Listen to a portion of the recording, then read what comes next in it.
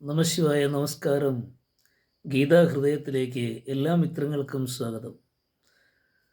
സദാശിവസമാരംഭാം ശങ്കരാചാര്യമധ്യമാം അസ്മദാചാര്യപര്യന്താം വന്ദേ ഗുരുപരമ്പര.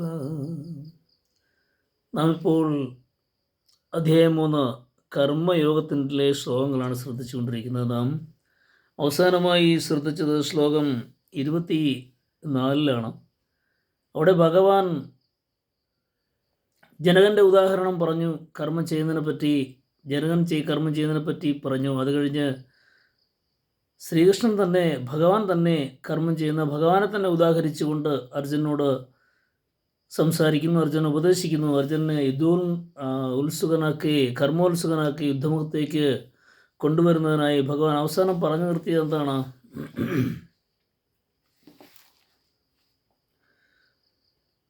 തൻ്റെ കർമ്മം എന്തോ അത് ചെയ്യാതെ മറ്റൊന്ന് സ്വീകരിച്ചാൽ ജനം അന്ന് പിന്തുടരുമെന്ന് ആണ് ഭഗവാൻ പറഞ്ഞത്. ഭഗവാൻ സ്വജീവിതത്തിൽ നടപ്പിലാക്കിയ കാര്യമാണ് അർജുനനെ ഉപദേശിക്കുന്നത്. തുടർന്നുള്ള ശ്ലോകങ്ങൾ നമുക്ക് ശ്രദ്ധിക്കാം. ശ്ലോകം 26, 25, 26 നമുക്ക് ശ്രദ്ധിക്കാം. ശ്ലോകം 25. ശക്ത കർമ്മണ്യവിദ്വംസോ യഥാ കുർവന്തി ഭാരത കുര്യാദിദ്വാംസ്തഥാസക്ത ചികീഷുർലോകസംഗ്രഹം. അതൊന്ന് വായിക്കാം ആ ശ്ലോകം. ശക്ത കർമ്മണ്യവിദ്വംസോ യഥാ കുർവന്തി ഭാരത കുര്യാദിദ്വാംസ്തസ്ഥാത സക്തശ്ചീകീഷൂർലോകസംഗ്രഹം. ശ്ലോകം 26. ന ബുദ്ധിഭേദം ജനയേതജ്ഞാനാം കർമ്മസംഗീനാം ജോഷയേത് സർവകർമാണി വിദ്വാൻ യുക്തഃ സമാചരൻ. ഈ ശ്ലോകങ്ങളുടെ അർത്ഥം നമുക്ക് നോക്കാം. ശ്ലോകം 25 പറയുന്നത്, ഹേ ഭാരത, അജ്ഞാനികൾ എങ്ങനെയാണോ ആസക്തമായി കർമ്മങ്ങൾ ചെയ്യുന്നത്, അതേപോലെ ലോക നന്മ ആഗ്രഹിക്കുന്ന തത്വജ്ഞാനികളും ആസക്തി വെടിഞ്ഞ് പ്രവർത്തിക്കണം. ഇനി ശ്ലോകം 26 അർത്ഥം നോക്കാം.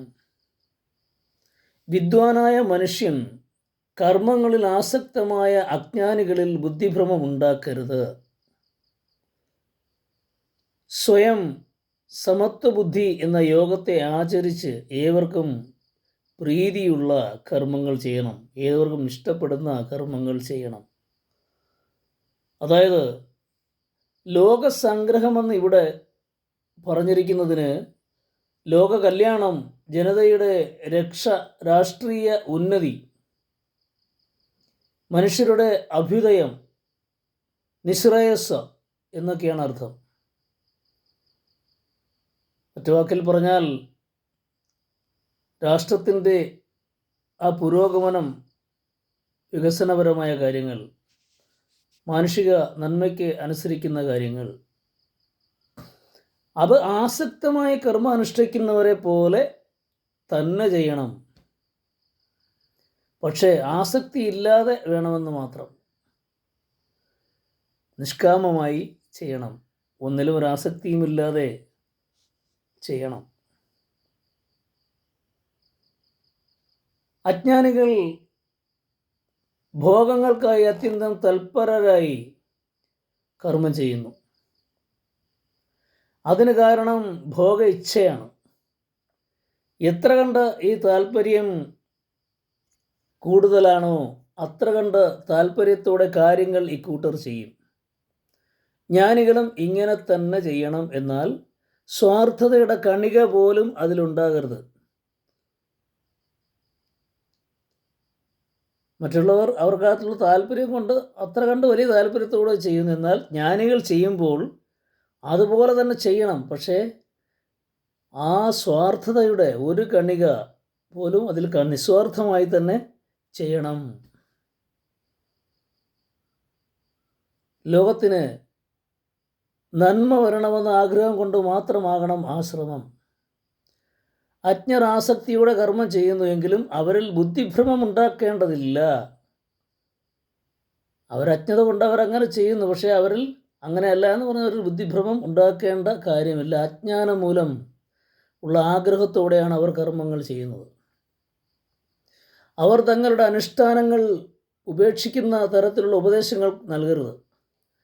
ജ്ഞാനിയായ പുരുഷൻ എല്ലാവർക്കുമായി കർമ്മങ്ങളെക്കുറിച്ച് യുക്തിപൂർവവും സന്മാർഗത്തിലേക്ക് നയിക്കുന്നതുമായ രീതിയിൽ ഉപദേശങ്ങൾ നൽകണം.